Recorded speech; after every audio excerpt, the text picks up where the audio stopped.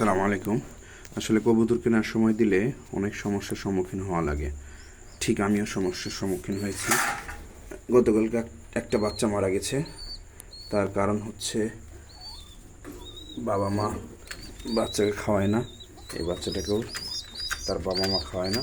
এরকম ঘনবাজির বাচ্চা যদি এভাবে নষ্ট হয়, সেক্ষেত্রে আসলে কী করণীয়? এইসব বাচ্চা বাবা মা খাওয়ায় না। এই বাচ্চাটাকে আমি একটু জায়গা চেঞ্জ করে দিয়ে দেখি এরা খাওয়ায় কিনা। খাওয়াবি তোরা? দেখি খাওয়ায় কিনা।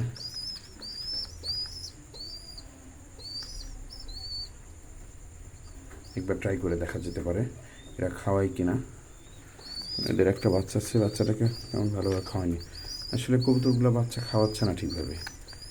এই বিষয়টা একটু প্লিজ অভিজ্ঞরা একটু পরামর্শ দিবেন। যদি ভিডিওটা দেখে থাকেন একটু কাইন্ডলি পরামর্শ দিবেন। আসসালামু আলাইকুম ওয়া রাহমাতুল্লাহ।